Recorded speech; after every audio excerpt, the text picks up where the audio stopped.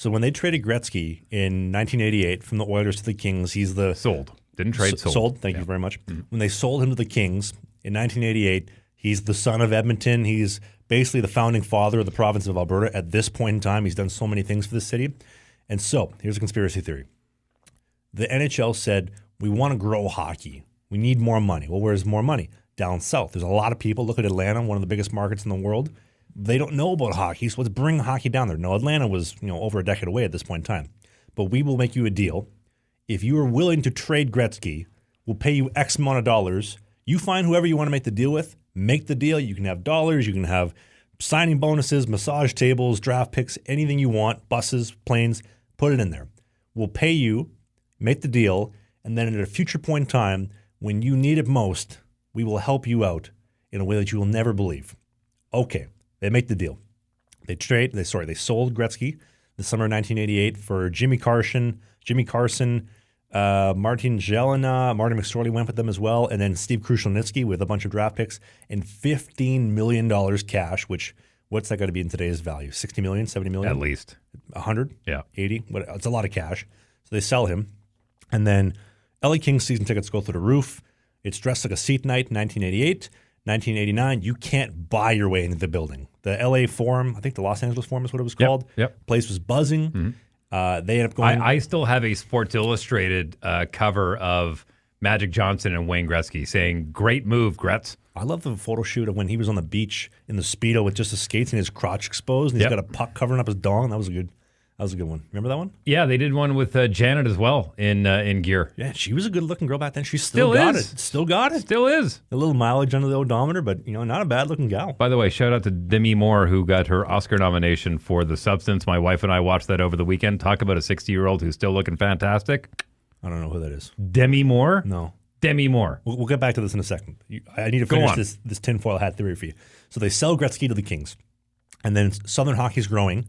And then 91, the Sharks come in. 92, Tampa comes in. 93, the Panthers and Ducks come in. Obviously, fast forward a little bit, 98, Nashville, 99, Atlanta, and then the growth down south in the Southern Belt has just continued on since then. But so then in 93, on the verge of Gary Bettman coming in, because at this point they didn't have a commissioner. He'd done whatever he'd done with the association, the NBA for about a decade-ish. I think he was working in the early 80s. Then he comes in, the Kings go to the Cup final. Now, obviously, Marty McSorley gets the infamous, your stick has too much of a curve, penalty, Desjardins scores, and then Patrick Waugh takes him all the way to the mud. It's infamous. Great moment. But so we're going to promise you prosperity if you sell Gretzky for us.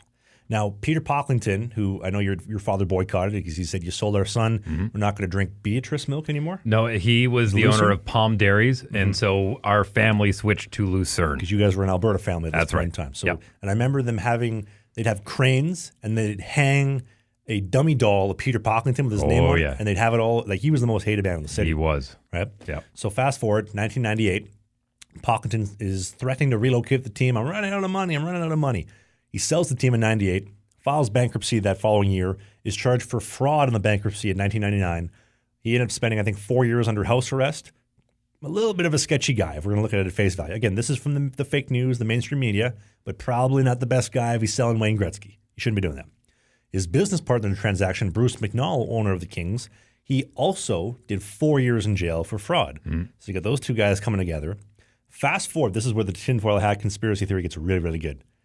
2010, 2011, 2012, 2015, first overall pick. When McDavid was the first overall pick and the Oilers won it, they were sixth last. They won a magic lottery pick to go up from sixth to first. Well, you got Nugent Hopkins. Taylor Hall. You got then Hopkins. Nail Yakupov. The stud. McDavid. I mean, I remember roasting some of my buddies who are Oiler fans saying, you had how many number one picks? How many? And every single time they took the best player in the draft instead of what was best for their team. They needed defense. They're still struggling with defense. They've got all this high-powered forwards, which has been the Edmonton Oilers' mantra. It's been their absolute, by design, score, instead of bolstering their defense, and that's been their downfall. Well, if they'd fixed the goaltending situation last summer or even last season at the trade deadline, We're talking about a different cup champion. They just needed a save at some point in the 7-game series. And they almost got dusted by Vancouver. I don't know how they squeaked past Dallas, but you couldn't beat Florida because you had the best goalie in the league, best goalie in the world at the other end.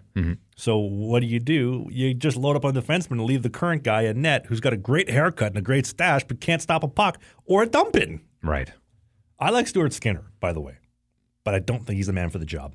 Well, look, in my personal opinion. I love your conspiracy theory. There has been what do you think of that? Well, look, it's not too far off from actually being alive in that period of time and hearing my father, Pocklington's a crook, McNall's a crook. I mean, all these things are reverberating back to my adolescence and hearing all these things going, okay, not understanding the business. But if you think about it, you're 100% right. There's some truth to it. And so are the conspiracy theorists as far as wanting to build the game down south. And without Gretzky going down to L.A., you don't get Anaheim. You don't get Florida. You don't get Tampa. You don't get Nashville. You don't get Atlanta. You don't even get Columbus. Twice Atlanta. Yeah, and going to get another one. You don't get you don't get Arizona. You don't get Gretzky coached in Arizona. You know what I mean? By one of the worst coaches in NHL history. One of my favorite lines from a friend of mine who played for Gretzky. We were on the golf course once upon a time. I said, "Hey, man, Wayne Gretzky's your coach. How cool is that?" And he's like, "You know what? You know what I can tell you about Wayne? He used to be a great hockey player." And I'll leave it at that. And he wasn't a great coach. And I read, no, he never said that out loud, but I read between the lines. Which was? You took the words out of my mouth. That's what I gathered from it. And you gathered the same thing. So good for you. Well, I don't think that you can get as far as there goes without talking about Bettman, because Bettman, I mean, like, well, look, I'm not a defender of Bettman. I know you're going to put this on me saying I love Bettman. I don't. What I've done is as I've set the line is the owners love Bettman. If the owners didn't love Bettman, he wouldn't be employed for the past 30 plus years by the league. Well, hold on. Why don't we get to Bettman in a second? But you seem like you're getting a little bit frustrated, a little bit frazzled. Let's talk about Sheath Underwood. They'll keep you calm, cool, and collected when you're having these tense moments. If you're going for a date. Hey, if you enjoyed this video, hit the subscribe button. We do a new podcast every single Sunday during the season called Sling the Biscuit. It is a non-mainstream hockey podcast, so we talk about my hockey career, the minor pros, Spain, the Fed, you name it, all the stuff that you won't hear in the mainstream news. Music, Pop culture. politics, a little bit. Thanks for watching this video, and we'll see you soon.